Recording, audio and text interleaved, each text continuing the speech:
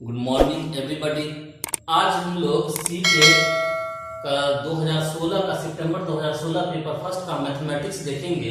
Question number 31 to 40। तो देखिए 31 number question क्या कहता है, हम लोग देखते हैं, आपके स्क्रीन पर भी है।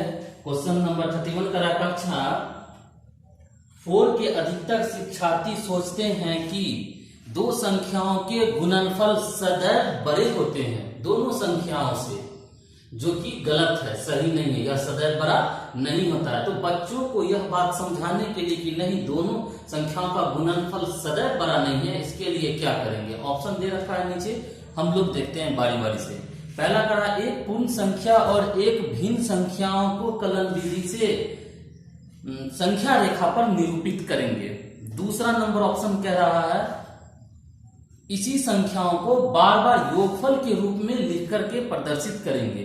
तीसरा में करा है दो दशमलव संख्याओं के गुणन की कलन विधि द्वारा प्रतीकात्मक चिन्ह देंगे, दो दशमलव का संख्या का गुना दिखा देंगे उसको। और तीसरा नंबर में कह रहा है कि ग्रिड पेपर का प्रयोग करके गुणनफल को प्रदर्शित करके हम लोग दिखाएंगे। एक नया वर्ड इसमें आ रहा है, ग्रिड पेपर, और बाकी तो हम लोग समझ रहे हैं। हर मेथड तो ठीक है, लेकिन छोटे बच्चों को समझाने के लिए अगर चित्र के द्वारा, ग्राफ के द्वारा, इन सब के द्वारा हम लोग समझाते हैं तो वो ज्यादा समझता है। तो ग्रिड पेपर वाला ऑप्शन बेस्ट लग रहा है। देखिए ऐसे, जैसे अगर हमें कोई दो संख्याओं का गुणनफल दिखाना 3 × 6 = 18, तो 3 और 6 दोनों से बड़ा है 18, लेकिन जैसे ही आप कर देंगे 0.3 और 0.6 का मल्टीप्लीकेशन, तो वो हो जाएगा 0.18, जो कि 0.6 से भी छोटा है और 0.3 से भी छोटा है। अब इस बात को बच्चों को कैसे समझाएंगे? तो बेस्ट तरीका है कि ग्रिड पेपर अगर हो संभव तो उससे समझाना। ऑप्शन में तो है। ग्रिड पेपर क्या होता है, आपके स्क्रीन पर भी दिख रहा है, और कुछ ऐसा एक ग्राफ टाइप का पेपर होता है। अब इसमें माना कि 0.6 है, तो 6 यहां से रेखा ले लीजिए, माना ये 0 है, 0.1, 0.2, 0.3, 0.4, 0.5, 0.6, यहाँ पे 0.6 है। जहां रेखा तक 0.6 आया, 0 से लेकर के उसको हम लोग कलर कर देते हैं। कलर करने का मतलब अपना ये भाग है, ये 0.6 भाग है इसका। ये ऐसा ऐसा कुछ कट हम लोग मार देंगे ताकि बच्चों को दिखे, और उसको बताएंगे कि ये अपना ये भाग है 0.6, जो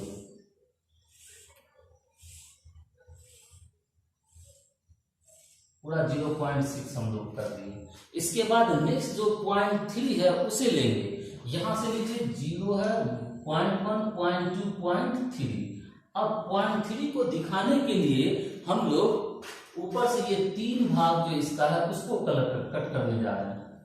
कट कर दीजिए, दिखा दीजिए उसको कि बच्चे ये भाग अपना 0.3 है, ये पूरा जाएगा इसका यहां तक 0.3 है। अब 0.18 क्या है, तो दोनों में जो कॉमन भाग हम लोग को दिख रहा है वो 0.18 है एक्चुअल में। यानी यहां से लेकर ये 6 वाला लाइन्स था और यहां तक ये भाग, और ये कॉमन है, यही कॉमन भाग मल्टीप्लीकेशन है अपना। अब ग्रिड पेपर पर आप बच्चों को दिखा सकते हैं कि ये देखिए इतना बड़ा, ये इतना बड़ा यहां तक, और दोनों का मल्टीप्लाई की तो देखिए कितना छोटा है, इससे भी ये छोटा है और इस पूरे से भी ये छोटा है। तो ग्रिड पेपर पर बच्चे ज्यादा बेस्ट ढंग से समझ सकते हैं। तो 31 का हम लोग रख लेंगे 4th नंबर, ग्रिड पेपर के माध्यम से ये समझाएंगे। चलिए 32 नंबर क्वेश्चन पे हम लोग आते हैं। 32 में कह रहा है प्राथमिक स्तर पर शिक्षार्थी को माप के संदर्भ पढ़ाने के लिए निम्न में से कौन सा शब्द है? कह रहा है पहला कि अप्रमाणित माप को बताते हुए, उसके उपयोग को बताते हुए प्रमाणित माप को सिखाना। दूसरा पलट के कह रहा है कि पहले प्रमाणित माप को, उसके उपयोग को बताते हुए अप्रमाणित माप की ओर जाना। तीसरा इसी प्रकार कह रहा है केवल अप्रमाणित मापों का उपयोग बताना। और चौथा नंबर में कह रहा है अप्रमाणित मापों का उपयोग नहीं करना। देखिए वर्ड आया इसमें प्रमाणित और अप्रमाणित माप। प्रमाणित माप पहले समझते हैं, अप्रमाणित मतलब न, जो प्रमाणित नहीं हो, जैसे बित्ता से नापना, हाथ से नापना, स्टेप से नापना, कदम से नापते हैं, 5 कदम होगा, 4 कदम दूरी पर किसी को बताते हैं ऐसा, ये अप्रमाणित माप है। तो बच्चों को बच्चे ये बात बहुत पहले से भी जानते हैं, घर में आस पड़ोस में ये सीख चुके होते हैं।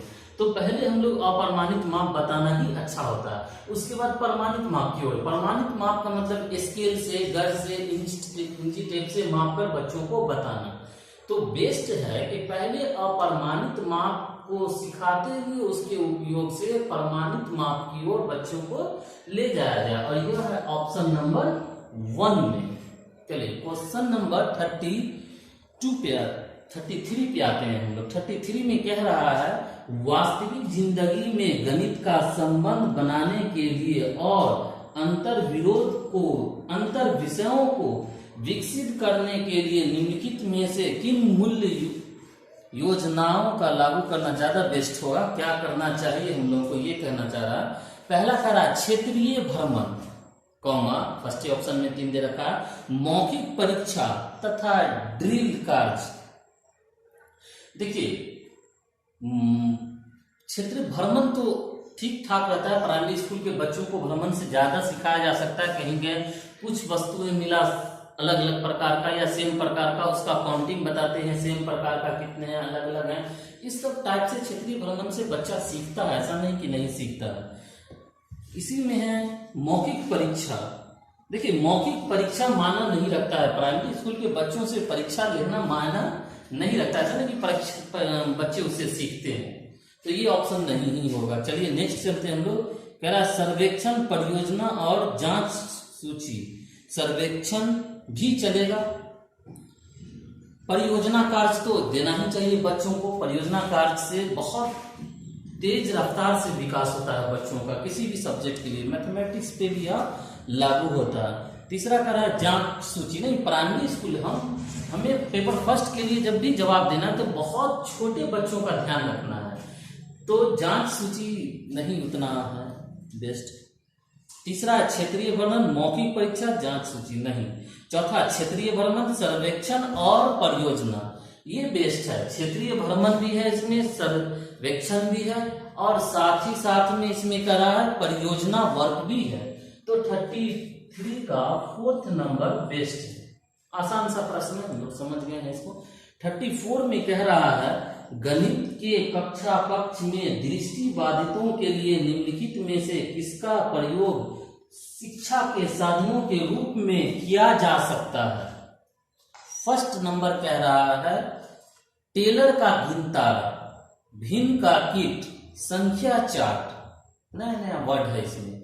देखिए टेलर का गिनतारा, एबास्कस इसको हम लोग कहते हैं इंग्लिश में। एबास्कस हम लोग जानते हैं, आपके स्क्रीन पर ये फिगर दिख रहा है, एक धागा या तार में हम लोग मोती गोल गोल डाल दिया करता है, इकाई दाई सैकड़ा के स्थान पे बना करके उससे बच्चों को पढ़ाया जाता है। बहुत हेल्पफुल होता है बच्चों को पढ़ाने में ये चीज। नेक्स्ट देखते हैं हम लोग, कह रहा है भिन्न किट। चलिए संख्या चार्ट, तो संख्या चार्ट तो उतना हेल्पफुल नहीं है छोटे बच्चों के लिए। दूसरा में संख्या चार्ट, कंप्यूटर और जियो बोर्ड। देखिए संख्या चार्ट तो समझते हैं हम लोग, कंप्यूटर भी जानते हैं। जियो, देखिए जियो बोर्ड क्या है? जियो बोर्ड क्या है? ये बच्चों को आकृति को पढ़ाने में बहुत हेल्प करता है। आप अपने स्क्रीन पर देख सकते हैं, इस प्रकार कुछ होता है, ऐसे एक फ्लैट सा सीट होता है, उस पर स्तंभ लगा रहता है, छोटा छोटा स्तंभ रहता है, इस प्रकार का चौका है, इसी साइज का स्तंभ बहुत सारा उस पर रहता है। अब इसी स्तंभ में एक इलास्टिक टाइप का चीज ले करके या धागा से बच्चों को फंसा फंसा करके, जैसा कि आप देख रहे हैं स्क्रीन पर, सिखाया जाता है। आयत होता है, रेक्टेंगल होता है, सर्किल होता है, आप जैसा शेप चाहे बनाकर उसको दिखा देते हैं। जियो बोर्ड कहते हैं इसे। बहुत हेल्पफुल होता है ये दृष्टिबाधित बच्चों के लिए खास तौर पे तो और ज्यादा। चौथा कंप्यूटर, संख्या चार्ट, जियो बोर्ड। नहीं, संख्या चार्ट वाला सब छट जाएगा, तो बेस्ट इसका तीसरा है। टेलर का जो गिनतारा है वो, कंप्यूटर और जियो बोर्ड। तो 34 का रख लीजिए, 3rd में है टेलर का, 3rd में है तीनों। चलिए 35 की ओर हम लोग चलते हैं। 35 नंबर क्वेश्चन कह रहा है संख्याओं के संदर्भ में प्राथमिक कक्षा के बच्चे अर्थात वे बच्चे जिनके आयु वर्ग 8 से 9 वर्ष है निम्नलिखित में से किस समुच्चय में प्रवीण है। प्रवीण का मतलब दक्ष है, कौन सा काम कर पाएगा, तो वो हम लोग ऑप्शन से देखेंगे। फर्स्ट नंबर ऑप्शन हम लोग देखते हैं, स्क्रीन पर भी है, आप पढ़ सकते हैं। पहला करा वर्गीकरण, प्रत्ययवर्ता, अनुपातिक विवेचन। वर्गीकरण मतलब क्लासिफिकेशन, अलग अलग क्लासिफाई करना चीजों का। दूसरा है प्रतिवर्ता, प्रतिवर्ता मतलब होता है रिवर्सिबिलिटी, उल्टा करना, उल्टा रिवर्सिबिलिटी जो होता है उसको कहते हैं हम लोग। अनुपातिक विवेचना, तो विवेचना तो बच्चा नहीं कर पाएगा, दो तो ठीक था इसका, इसलिए फर्स्ट नहीं होगा। थर्ड सेकंड में क्या रहा है पंक्तिवर्ग, प्रतिवर्ता, अनुपातिक विवेचना, ये तीनों नहीं। अनुपातिक विवेचना बच्चों के साथ संभव नहीं है। तीसरा में पंक्तिवद्धता चलेगा, वर्गीकरण चलेगा, अनुपातिक विवेचना नहीं चलेगा, इसलिए ये भी नहीं होगा। चौथा है पंक्तिबद्ध मतलब एक रो में लाइन में करना, सजाना, वर्गीकरण और प्रत्ययवर्ता, हाँ ये चलेगा। बच्चे पंक्ति में रो में सजा सकते हैं चीजों को, साथ में वर्गीकृत क्लासिफाई कर सकते हैं 8 साल का, 7 साल का, 6 साल का बच्चा, और साथ में वो बच्चे रिवर्सिबल भी होते हैं, रिवर्सिबिलिटी भी पहचानते हैं, वो समझते हैं। तो इसके लिए 35 का बेस्ट ऑप्शन है, फोर्थ होगा। 36 हम लोग देखते हैं। 36 में क्या रहा, कक्षा 1 के एक शिक्षक ने एक विद्यार्थी को सभी वस्तुओं की गणना करने के लिए कहा जिनमें पेन, रबर और शार्पनर का संग्रह था। विद्यार्थी ने सभी वस्तुओं को एक स्थान पर रख कहा कि ये 2 पेन, 5 रबर तथा 3 शार्पनर है। आपके विचार से विद्यार्थी गणना के किस सिद्धांत या सिद्धांत पर कठिनाई का सामना कर रहा है। देखिए बच्चे किस कठिनाई का सामना कर रहा है, कौन सा सिद्धांत का यूज कर रहा है। देखिए बच्चे वस्तुओं को एक साथ नहीं बता रहा है, अर्थात बच्चे वस्तु को देखकर समझ रहा है। अभी उसमें जो क्षमता है वो क्षमता है वस्तुओं को पहचानना, देख करके सामने में है तो अलग अलग कर रहा है, रबर है, शार्पनर है, पेन है, या जो भी चीज है इतना इतना। इसका मतलब वो जो सामना कर रहा है जिन कठिनाई का, वो अमूर्त टाइप का है, अमूर्तन है। इसमें देखते हैं ऑप्शन पहला है अमूर्तन और असंगत क्रम सिद्धांत, दूसरा स्थिर क्रम और अमूर्तन सिद्धांत, एकाकी संगतता सिद्धांत, और चौथा अमूर्तन सिद्धांत। देखिए अमूर्तन सिद्धांत है और साथ ही में क्रम में बच्चे नहीं कर पा रहे हैं। जैसे वो कह रहे हैं 2 पेन, 3 रबर और 5 रबर, 3 शार्पनर, असंगत क्रम सिद्धांत। मतलब वो 36 का फर्स्ट नंबर बेस्ट होगा कि अमूर्तन सिद्धांत, और साथ में वो क्रम को क्रम में नहीं कर रहे हैं, अक्रम में है वो। चलिए नेक्स्ट क्वेश्चन पे आते हैं हम लोग 37 पे। 37 में कह रहा है कि कक्षा सेकेंड दूसरे क्लास की एक शिक्षिका ने अपने विद्यार्थियों को 4 इकाई और 3 दहाई लिखने के लिए कहा। तो कुछ बच्चों ने 34 लिखा और कुछ बच्चों ने कुछ बच्चों ने तो 34 लिखा और कुछ बच्चों ने 43 लिख दिया। तो बताइए 43 लिखने वाले बच्चों को कैसे बताया जाए, किस रूप में एक शिक्षिका विद्यार्थी इस कंसेप्ट को समझाए। देखिए इस चीज के लिए ऑप्शन से हम लोग चलते हैं, समझ में आएगा। पहला ऑप्शन कह रहा है हमेशा दहाई और इकाई के स्तंभों में लिखना सिखाएं जिससे कोई भ्रम न हो। दूसरा नंबर में कह रहा है स्तंभ विधि में अभ्यास करने के लिए बहुत सारे प्रश्न देने चाहिए। तीसरा में कह रहा है विद्यार्थी को गिन तारा पर प्रदर्शित करने के लिए कहें और फिर लिखने के लिए कहें, ज्यादा बेस्ट है। इकाई दहाई समझाने के लिए ही वो एबास्कस जिसको कहते हैं आपके स्क्रीन पर दिख रहा, एक तार में मोती गोल गोल गोल डाला रहता है, फर्स्ट सेकंड थर्ड करके आगे पीछे करके सीखना रहता है। वो इकाई दहाई ये सब सिखाने के लिए जोड़ वगैरह बच्चों को बहुत हेल्पफुल होता है गिन तारा। चौथा में करा उन्हें बताएंगे कि यह गलत है और फिर उन्हें सही उत्तर को 5 बार लिखने के लिए कहेंगे। नहीं, ये और सोल्यूशन नहीं। अगर गिन तारा ऑप्शन हो तो बेस्ट ऑप्शन होता है मैथमेटिक्स में बच्चों को इकाई दहाई 1 2 3 और ये सब बताने के लिए, अच्छे से बच्चे समझते हैं। तो ऑप्शन इसमें बेस्ट ऑप्शन है अपना तीसरा। तो 37 का रख लीजिए, 37 का तीसरा। चलिए 38 पे हम लोग आते हैं। 38 में कह रहा है गणित में प्रतिचित्रण के लिए निम्नलिखित कथनों में से कौन सा सत्य नहीं है।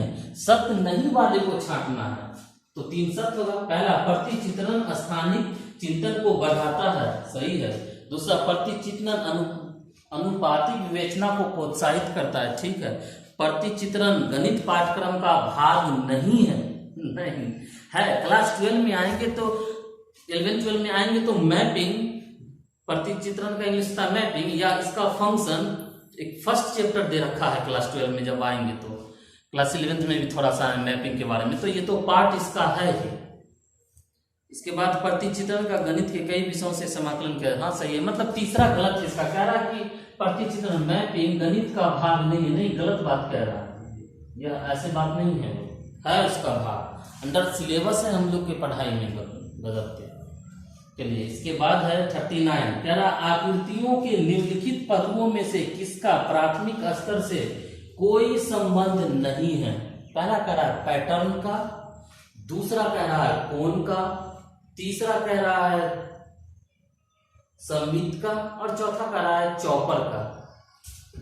बच्चों से कौन सा चीज प्राथमिक स्तर पे संबंध नहीं, क्या चीज बच्चों को नहीं सिखाएंगे हम पहला दूसरा तीसरा क्लास में। तो देखिए बच्चों को सम्मित विसम्मित तो बताते। सम्मित का मतलब होता है किसी भी चीज को जब ऐसे करके ढक दे तो वो सम्मित होता है। जैसे पत्ता लाकर बच्चों को दिखाते हैं हम लोग कि बीच से रीढ़ से जब मोड़ते हैं। देखिए चौपर क्या है, पैटर्न तो जानते ही हम लोग। चौपर, चौपर का मतलब है किसी भी समतल को एक निश्चित शेप को सजा सजा के उसको ढक देना। आप स्क्रीन पर देख रहे हैं, समझ भी लीजिए। देखिए जैसे ये शेप, जैसे टाइल से फर्श को हम लोग ढकते हैं, ये शेप है, ऐसा शेप का बहुत सारा कुछ रखा हुआ और एक टेबल को सजाना है। तो बच्चों को हम लोग देते हैं तो वो इस चीज को ऐसा करके पूरा कहीं पे कुछ भी खाली न रहे, इसको ऐसा ऐसा करके मान लीजिए बच्चे इसको सजाने में सक्षम हो जाए, पूरा को ढक दे। हम लोग देख रहे हैं इसको इस प्रकार बनाने के लिए।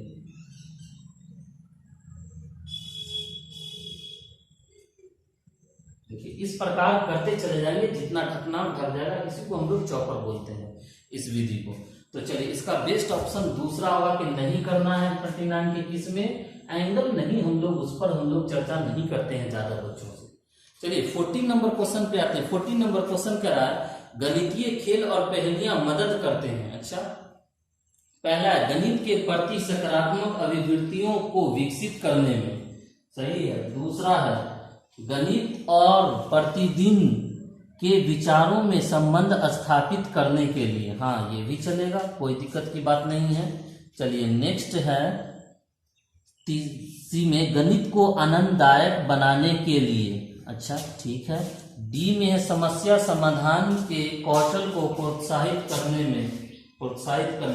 चलिए तो उनको तो लगता है सब होगा, सारा का सारा बेस्ट ऑप्शन है। ए बी सही है, बी भी होगा, सी भी होगा, डी भी होगा। तो ये दे रखा किसने, पहला में ए बी और सी, डी को छोड़ दिया नहीं। दूसरा ए बी सी और डी नहीं, चौथा ए और बी, दूसरा ए और डी नहीं, दूसरा सही है। टोटल होगा ए बी और सी, सबका सब सही होगा। तो हम लोग रख लें इसका सेकेंड नंबर।